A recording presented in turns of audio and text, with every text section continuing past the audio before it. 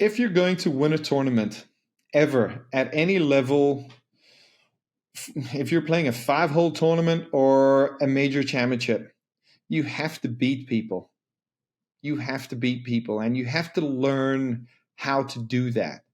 You simply have to learn how to do that. And whether it's shooting a basketball or trying to hit a chip shot closer to the hole, get out there and compete. Welcome to the Golf Parent, where you get access to the best minds in junior golf. I'm your host, Ryan Adams, and today's guest is known as the Everyday Golfers Coach, Andrew Rice. Andrew is currently Golf Digest's #1 instructor in the state of Georgia and number 25 overall in the nation. He's a Golf Magazine Top 100 instructor, a GolfPass instructor, he's a consultant to the engineering team at Ping, and he's the Director of Instruction at the club at Savannah Harbor. Andrew, thank you so much for joining me today. Ryan, lovely to be on with you. I appreciate the opportunity. Okay, so let's start here. You grew up in South Africa. Why are there so many high-level, really good golfers that are produced from a relatively small country? Like, what is it about South Africa that produces great golfers? Ryan, I've come to learn that South Africans love sport, and it can be rugby, it can be cricket, it can be golf, it can be soccer. They just love sport, and they have a fabulous junior golf foundation over there. They do a lovely job with it, and it's really just a case of there are reasons. There's an incentive for lots of young kids to get out there and go and play the game and compete. And we've certainly been lucky in that. I think it pretty much started with Gary Player, and then fairly soon thereafter we had Ernie Els, and we've had a number of other guys, not quite as successful as Ernie, but when kids have role models to look up to, it's incredible what it can do for a country. You know, I look at your country and I think to myself, Canada has a tremendous number of great players at professional level at the moment, and I think it's all because of one player, that little lefty guy. Mike Weir, yeah. It really is interesting to see how you get somebody winning a major from Italy, Frankie Molinari, or some other country, and it's incredible 10 to 15 years later, the effects of that you'll start to be able to see, because kids have this desire to want to be like that, and they see their player on TV and they get out there and they want to just work at it and experience those same opportunities. It certainly seems like I remember hearing kind of the story about, for example, the 2-minute mile, that it took like forever, like hundreds of years, nobody could break the 2-minute mile. And then as soon as the first person, 4-minute mile, that's right. Yeah. Forgive me. Yeah. What's the first one? On the two. Yeah, we're still working on the two. We're still a little ways away from that. But once the first person broke it, then all of a sudden, like a month later or 3 months later, 4 more people broke it, and it became possible. And certainly seems like that's what you're saying is that once somebody sees that it's possible, all of a sudden that reality opens up for them as well. It's so true. You know, you look at what happened with Australia. Certainly, South Africa's quite similar, and Canada is perhaps the clearest illustration of that to me. And I often use Mike Weir as an example to show like his effect on golf in Canada, and it makes a tremendous difference. Yeah, it'll be interesting to see what Victor Hovland does for, is it Finland or Norway? Where Norway. Victor's from? Norway. Yeah, I wonder if Norway's going to become a powerhouse of kind of like indoor golf, and then all these guys coming out on tour with their limited playing season. It's even in Canada. It's really only 6 months that you can play outside. So yeah, that'd be interesting. So okay, so you said that they've got a robust junior program in South Africa. Maybe let's just kind of talk about what have you seen then, or what would go into a effective junior golf program. So we've established having inspiration and having, somebody to look up to as making it possible. But if you were to design, a country's junior golf program from the ground up, what would be some of the key elements that you would put in it? I would do this. I would have as many events as possible. I would charge as little as possible. I would disallow the players from having caddies. I would disallow parents from going on the golf course. And That would be it. I would really try to stay away from having a ranking system. I find that so many juniors that I coach are very aware of their AJGA stars and can they get into this event and what does it mean and where are they ranked? And it really is through no fault of, and I can only speak for America really, through no fault of the AJGA, the American Junior Golf Association. They've almost created an environment um, that can be very difficult for a lot of kids to succeed in, simply because they're so focused on eligibility and ranking and stars and can I get into this and as you know, and I see a lot of families sacrifice so many family holidays just to load up the car and drive 10 hours to go and compete in this event and then that event during every break that the young golfers have nowadays, simply because they've got to keep up with their ranking and all of that. And it takes away some of the beauty of the game. I would try to avoid rankings and let's just have tournaments. Let's just have tournaments, and whoever plays well, and you don't have to travel to everyone, and uh, something along those lines. Just a little simpler, almost back to an era gone by where it's just come on out, play golf. Let's teach some kids how to play some golf and learn the rules and post a score. There's so much to unpack there, and I'm not going to let the no caddies and no parents on the course go by too far. So we're going to address that because I'm fascinated with I think I know why you're saying that, but I'm fascinated to get to your kind of in-depth take. But let's just linger on the no rankings for a second. Is it putting undue pressure then on the kids as well, that they're always trying to see the rankings because they know that the rankings decide whether or not they get scholarships in Division I schools, and the downstream effects of trying to continue to go to the next levels, and on some level that's actually hindering their performance, and you're saying more of a pure approach to the game would actually get them to be better? I believe so. Not everybody, but a large portion of them tend to focus too much on rankings and points and eligibility and can they get into this school and can they get into that school. And ultimately, it's get out there. I say to a lot of the young players that I teach, compete in your region. You don't need to travel for hours. If you've got to drive more than 2 hours, don't go. Just compete in your region, have great success in your region, win your club championship, win your city junior event.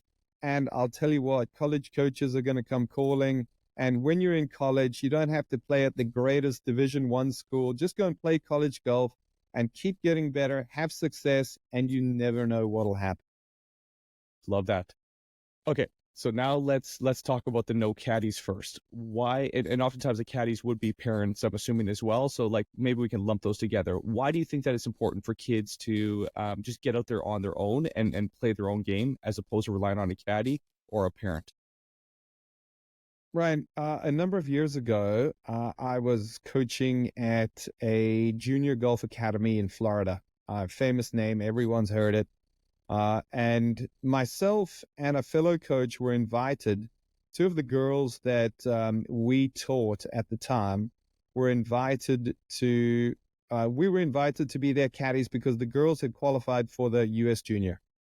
And so parents paid for everything, flights, hotels, we go out there. And it was a scenario whereby I know there were girls who made it into match play and who made it a long way in the U.S. Junior, who would not, had they been in charge of their own operation, had they not had access to ultimately professional information being handed to them on the golf course at appropriate times, they would not have had the success that they did have in that particular tournament. And I actually had an opportunity to talk to a USGA official a number of years after that. And I said, I raised the question to a lady, and I said, why do you allow juniors to have caddies? Because if there's somebody who doesn't have the financial means to be able to afford their golf coach or a professional caddy to caddy for them, then surely they're behind the eight ball, so to speak, versus somebody who does. Because no one can tell me it doesn't make a difference. It makes a difference. And kids need to go out there and make mistakes and learn how to handle and deal with things on their own. And that's why no caddies, no parents, no coaches. Go out there, go do it yourself. This is your opportunity as the player. That's how you're going to grow. And ultimately, if you are going to become a world-class golfer, you're going to get there that way. Nobody has their hand held and achieves that top tier of success. So you're still advocating that the kids get into as many tournaments as possible. You're just suggesting a slightly different approach or a different structure for the tournament. So like getting into tournaments and experiencing competitive golf, like is there an age? Like is it too early that kids are doing that? Did you think there's a sweet spot? Or as soon as possible, let them kind of get those jitters and kind of feel what a tournament play is like? I think as soon as possible is I'm fine with that. I'm cool with that. They've just got to be able to push a cart with their own clubs. It's not, if you've got 5-year-olds out there and mom or dad has to carry the bag, then it's too early. You've got to be able to take care of your own equipment and find your way around 9 holes or 5 holes or wherever it might be. But get out there, and that's how you're going to learn. If your dad or your coach wants to coach you on the golf course, they can go out and play with you as often as they like. But on a tournament, that's on you. You've got to be in charge of your own operation, your own decisions out on the golf. Interesting. Okay, so parents, there's a lot of there's two schools of thought here, which is like parents obviously have a huge impact on the downstream success of a child just through, involving them, picking the right coach, dropping them off for the tournaments, all the rest of that. But there certainly seems like there is a limit where the utility of it is no longer there. Like it's almost too much. What do you see that? And if so, where is that threshold? Brian, you mentioned hockey earlier in our discussion, and you see it in you see it in every sport, right? It's true in tennis, golf. It's all the same, and parents are very, very well meaning in their efforts to help their children have the best opportunity for success. And I really do think so many of us have lost our way. I'm on the other side of the fence. I get to see the effects of too much parenting. And most often, players will struggle to achieve their performance level that they're capable of if their parents are always there or a parent is always there. I always get anxious, I used to teach quite a few little guys and 6, 7, 8-year-old little guys. And when I see them walking up and mom's carrying the bag, we have to have a discussion because little Johnny needs to carry the golf bag. This is golf, and that's how it works. And far too often, kids have too much done for them, too many decisions made for them by their very well-intentioned parents. And I would, back in the old days when I was growing up in South Africa, and this is also part of why I think South Africa has produced so many good players, is kids had the ability. I lived a couple of miles from the golf course. I would put my golf bag on my shoulder, have my shag bag in my hand, and hop on my bicycle and ride to the golf course early in the morning. And when the sun went down and it was dark, I would ride back home for dinner. And I had a few bucks to be able to buy a sandwich or lunch or something, but it was hitting balls. It was playing 18. It was having a hot dog and a Coke. It was playing another 18, and it was chipping and putting for candy bars until the sun went down. And there is no possible better environment for a kid to get better. If you've got some friends, if you've got some other kids who are good and keen and love the game, then you're going to be able to thrive in an environment like that. But where everything is super structured, and I often think to myself, I know for a fact that Michelle Wee's upbringing was very structured. She was encouraged to work hard, which she did. That's a good thing. She was tremendously talented. She was big. She was strong. She was athletic. But I would love to have seen what Michelle Wee would be like if she had grown up in an environment where it was like, Michelle, hop on your bike. We'll see you tonight. Bye. And she could get out there and go and learn to hit shots and get creative and play with other kids and just get out there and play golf and ultimately learn to be a gamer. The best players in the world today are all gamers. They know how to hit a shot under duress. You don't think Scotty Scheffler can get it done when he's at home playing with the boys? I'm telling you, that's where he learned growing up to be able to hit the shots and play the game that he currently plays. It was not on the range with a high-paid golf coach with mom and dad sitting there making sure that he hit 3 buckets of balls instead of going to chip for candy bars. Hmm. It's I know what you're saying is true, and I'm of that kind of in between generation. Like I'm 42, so I was kind of like the latchkey generation where it was like, okay, here's a key. You're very, very independent, and it certainly seems like now the generation of parents, myself included, there is this desire to be a helicopter parent, to be a hovering parent, to be a bulldozer parent, where you're just bulldozing all the obstacles out of the way. Coming from a place of love for your child, but just always being involved. And I can just hear a lot of parents right now, just kind of taking a side back when they're hearing, because they know what you're saying is true. But the idea of just letting your child just like go off for 8-9 hours just by themselves, it would be hard because parents are just so involved right now, overly involved. Any advice? Like, how do we do Ryan, that? if I can just jump in, I'm terribly sorry. I totally agree. I'm a parent. I have 2 boys. They're old enough they can fend for themselves now. But I get it. Today's world is not the world that I grew up in. It's most probably not the world that you grew up in either when you were 12, 13, 14. It was safe for me to ride my bicycle and go and hang out with my buddies from the neighborhood at the golf course when I grew up.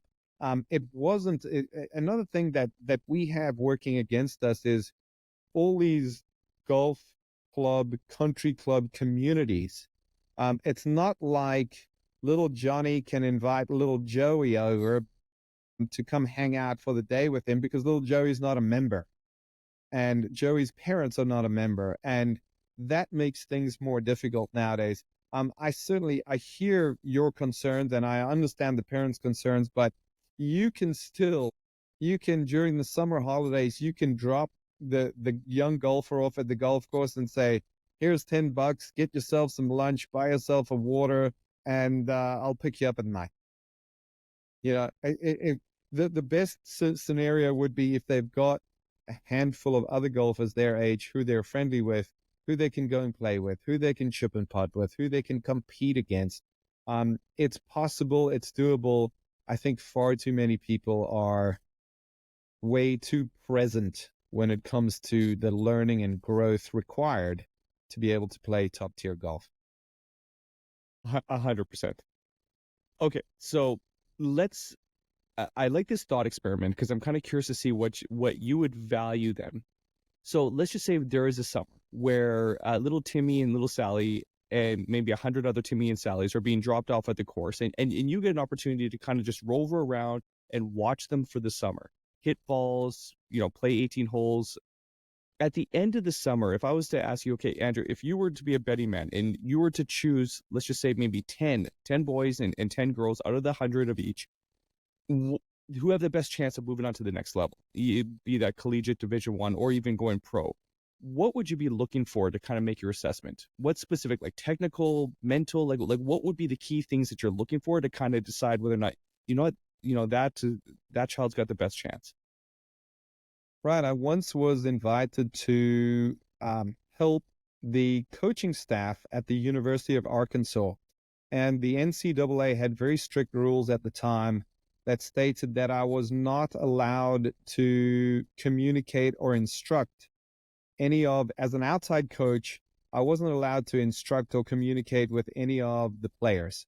But I could watch the players hit and then talk to the coach. And it was quite an interesting thing because each of it was the ladies team at the University of Arkansas. and the coach had invited me, and I got to watch each of the players hit balls on TrackMan and video and all of that. We got all their data for 10 minutes. And then they would leave, and then I could talk to the coach about what I saw. And it was very interesting in that I didn't know that this player standing in front of me was the number one player on the team. And this player hadn't qualified for any tournaments. And after that, there was 10 to 12 very good golfers. And after that, it was quite interesting from my perspective to ask the coach, okay, so which 5 play for you? And out of those 5, which are the best players? Because it really would not have been the players that I would have picked based on their swing and their numbers and the way they hit the golf ball standing in front of me on the range there. It was quite interesting. I'll never forget that, because a girl that always came through for the team was always on the team, and she had a scrappy swing, but you could tell she was a tough cookie, and she knew how to handle herself on the golf course under duress, and she could handle competition. And she was the one who got it done. And that really kind of shaped my thinking. There were a lot of girls who had pretty swings who had never qualified for a single tournament. And here was this girl who didn't have a great looking swing, and she didn't seem to even hit the ball that well. But the coach said, "Oh yeah, she's the one. She's a gamer. She's the one." Yeah. Interesting. So then it seems to be, it's more mental, like everything. If I was to kind of dissect a theme of what we're talking about so far, it seems to be cultivating and creating a mentality of almost a winner.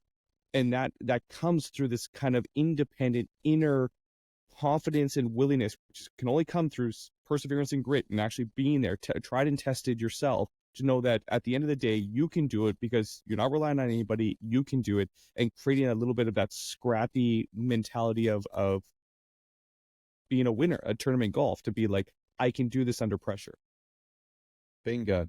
It is not, as so many of us have been led to believe, Ryan, this highly structured environment of go and work out in the gym at 6 a.m. with your golf trainer, and then you're going to hit balls for this, and you're going to have your green smoothie, and you're going to make sure you're hydrated, and then your coach is coming out and you're going to work on your backswing for 2 hours, and then and you just repeat that. It is not that. It is not that.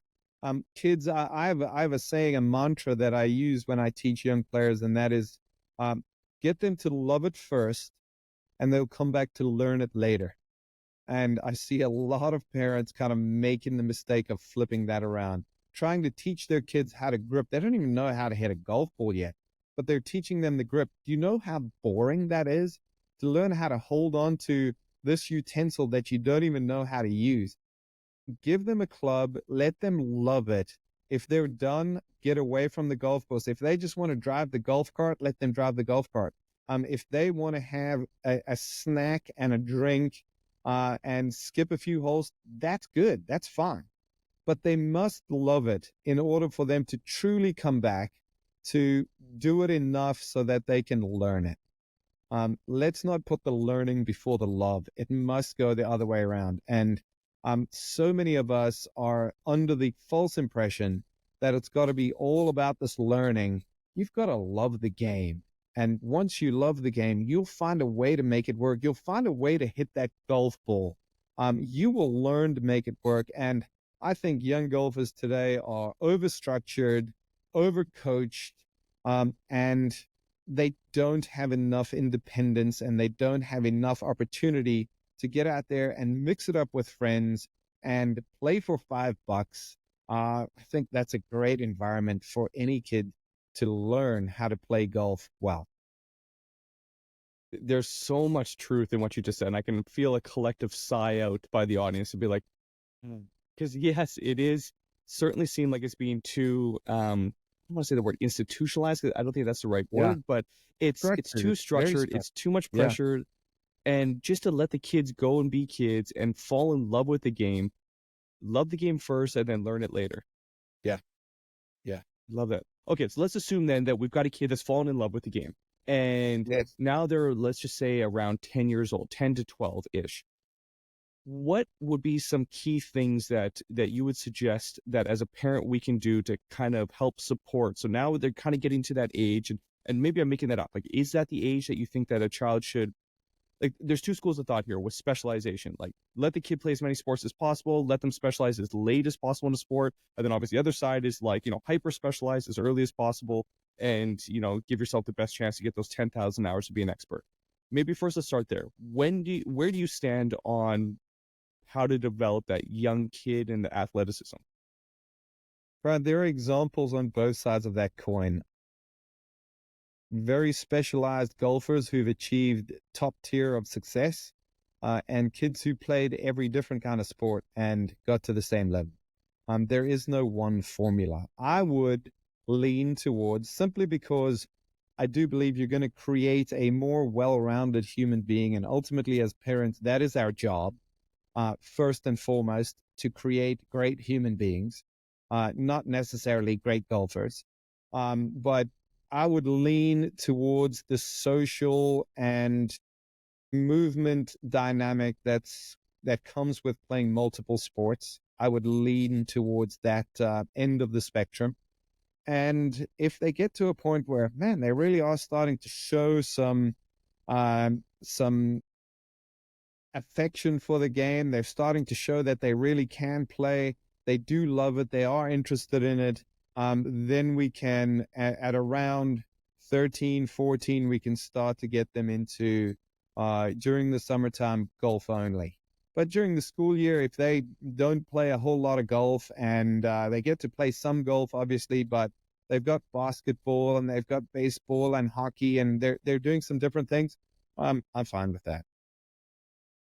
Yeah, that's it certainly seems to be a theme in a lot of the conversations I've had, which is to give the golf coach an athlete and you can turn them into a really good golfer, assuming that the passion and the love and the interest is there. But if you're being given an uncoordinated kid that maybe isn't as well-rounded as an athlete, it'll be that much more difficult to actually be able to coach and turn them into a golfer. Agree. Okay. What about, so we've talked a little bit about the mindset side. Now in tournament play, like you've got a child that there's no caddy, there's no parent around, it's just them going through the actual tournament themselves. What advice would you give that junior golfer to how to kind of handle the ups and downs of the golf course, how to have a very strong mental side of the game to be able to be the type of player that can actually win a tournament, that can get the best out of their game, even if they don't have the best stuff that day?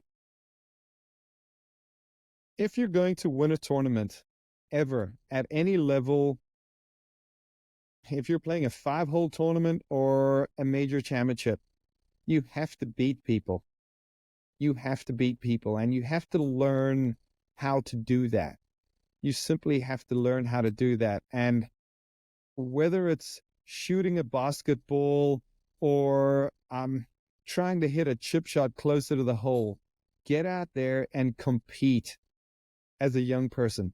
And that's the beauty of just having friends who also like to play golf. And if you can have a buddy, a young girl, a young boy who's out there, and you can practice with them, and you can, they're a similar age to you, doesn't have to be a similar ability, but if you've just got someone you can compete against, let's see who can hit the biggest slice.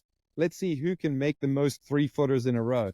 Just getting out there and learning to compete at every single level, that is what it's about. If you learn that, you will find a way to hit the golf shot. You will find a way to have a good pre-shot routine. You will find a way to hit the ball far enough to get it done. But it's about the competitive spirit. And I do often feel that far too often we approach this along the lines of, well, if we get your swing good and we get you physically in shape and you have the best equipment and you've got this mental coach that's helping you, you'll be able to get it done standing in the middle of the 18th fairway. It's not happening. It's not happening. You've got to learn to compete and get out there and game it against your peers. And the more you can do that, you're going to lose a lot, but it's the losing that will spur you along and motivate you to finding ways to being able to beat people. It's a contest, it's a competition. And successful golfers win competitions. They learn how to beat people and they're not afraid to do it. Start early. Is that competitive spirit, is that innate, do you think, in people, or is that a learned personality trait? I think it can be learned. It's almost like a discussion on talent. Right. There, there's always going to be that Tiger Woods. Eh? Tiger Woods, there's no doubt, has incredible drive and competitive spirit and skill, which he's acquired through hours and hours and hours of practice. But he's also talented. That ability to compete, I think we can nurture that. We can provide opportunity and a platform to grow that and enhance that. And that is something that is gravely missing in junior sports today. Interesting. In the modern game, what, in your opinion, is the most overrated aspect of the modern game, or the focus right now, and what's the most underrated? I think the most overrated aspect in the modern game,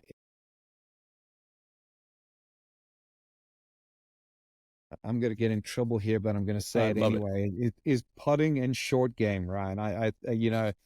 That's how you're going to get it done. And the statistics all show this. Week in and week out on the ladies and the men's tours all around the world, the best hitters of the golf ball are going to be the ones who contend for titles.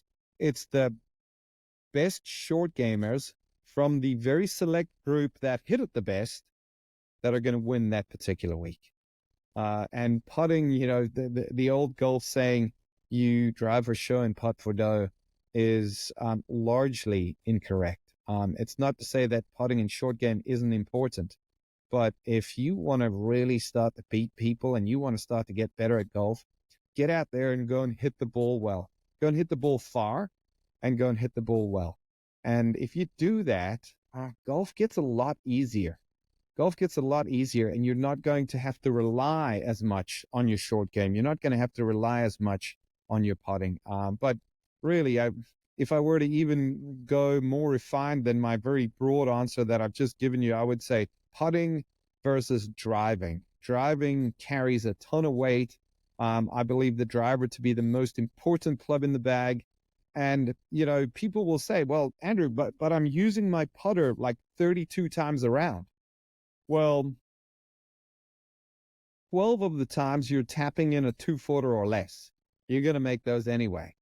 Okay. 14 of the times you're putting from a range where you're just simply not going to make the putt anyway. You're just trying to get it close. That's not that hard. And you've got 6 to 10 opportunities where you have the ability to make a difference with your putter during the course of a round.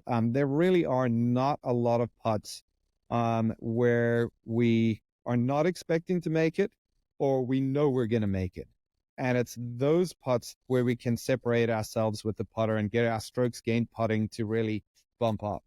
But with the driver, you have the ability, we all know this, you have the ability to make a double bogey pretty quickly, and you have the ability to make the hole significantly easier by hitting it 20 yards past your competitors.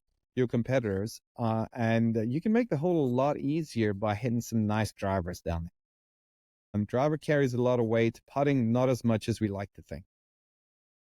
Well, I know for a fact that in my own very, very poor golf game that I have, it's the driver that kind of dictates the way the round's going to go. If I'm losing Yes. it off the tee, and if I'm not confident, everything else suffers. And I think Tiger was quoted as saying that as well, that he thought the driver, like when his driver was on, that just gave him confidence. Like that was his weapon, that then everything else did a lot better throughout the round.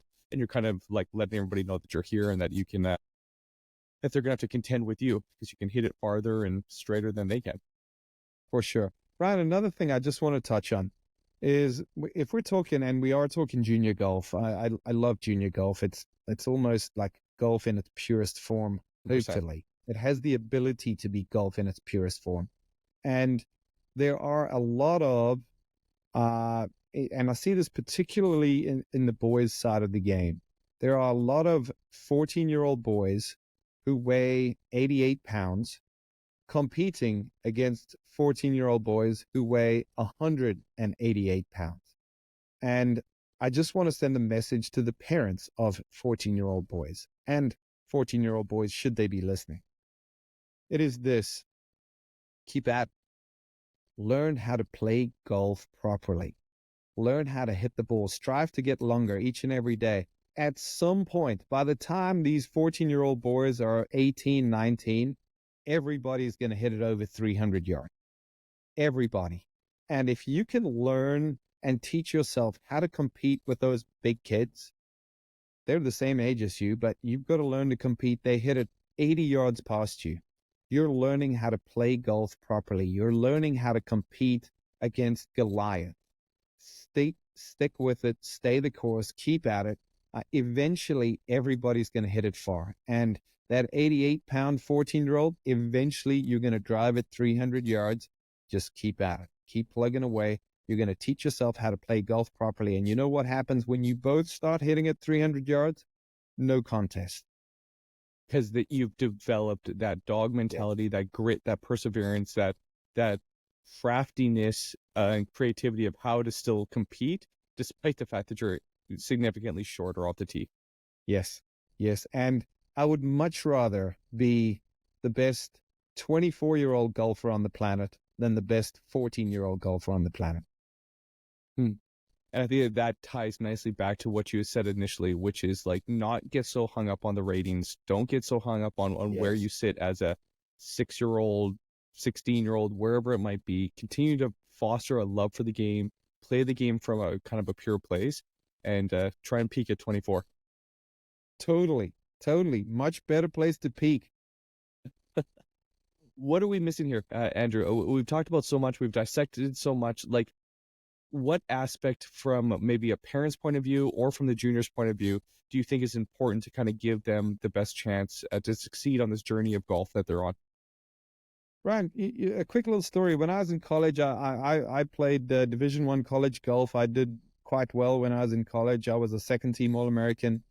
And we competed against a team from Arizona University. And a player on that team, he was typically the number 4 or number 5 player on the team, by the name of Jim Furyk. He was not that great in college. And if you look at my earnings in the world of golf over the last however many years it's been since we got out of college, they're not even a droplet in the bucket of Jim Furyk's earnings. Okay, how did that happen? Jim Furyk continued to improve. And every year he continued to get a little bit better. He never made this great leap. And a message to junior golfers and parents is play the long game. Play the long game. Don't play the today. You've got to be better today. Let's continue in a patient manner to strive to get better a little bit each and every year. And if you can do that, you simply have to get to where you want to get to. It's more a case of small gains each and every year instead of striving for this. You want to become this amazing player very quickly. And of course, you've got Tiger Woods and you've got Phil Mickelson and you've got these Rory McIlroys that stand out, and they've been the best at every single age group they've ever played at.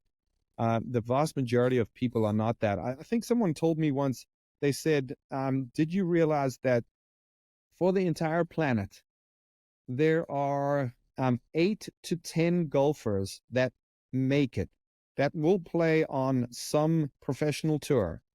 And I'm talking, if you're talking, there's 8 to 10 males and 8 to 10 females born each year that succeed. Think about that. Okay, think about that. And I think as a parent, that's something that would resonate with me going, the chances of little Timmy or little Sally, as you mentioned earlier, succeeding are quite slender, but I still want to give them the best opportunity. And so let's let them go out and practice and play and compete and have a great experience, but keep our eye on the prize. And that's creating great human beings and building great human beings as parents. So well said. And part of giving them the best chance to succeed may be to enter into your ecosystem, to kind of follow you on social media, to maybe get into one of your junior programs or get lessons. What's the best way for parents or juniors that are listening right now to kind of find you, to follow you, and to reach out? Thanks very much, Ryan. I appreciate that. It's my website is andrewricegolf.com. My social media handle is always Andrew Rice Golf. And it's Instagram, it's Twitter, it's Facebook. I'm on all the regular spots. If you're looking for some information, I don't have a ton of junior information, but hopefully you can tell I am passionate about junior golf, and they really do carry the torch. I was doing a golf school a couple of weeks ago up in Michigan with a friend of mine, a fellow coach, and I looked over, and walking down the fourth fairway were these two little guys, and their push carts were almost bigger than them, but there was no mom in sight. There was no dad in sight. They were no golf cart. They were handling their own gear. And it was just like during the middle of the week, obviously in summer holidays, and here these two little guys out walking the course and playing golf, and they're just bantering and having a great time. Seek out an opportunity to do that, and I think if you can find that opportunity, you really have also found an opportunity to become really, really good. So well said, and what a beautiful way to end this. Andrew, thank you so much for your time. Ryan, I appreciate the opportunity. Speaking of opportunities, thanks so much for having me on, and really keep up the great work. I love the theme of the message here, and hopefully you get a bunch of people listening in and making some better decisions as to how they can create great golfers and great people. Love it. Thank you. Thanks, Ryan.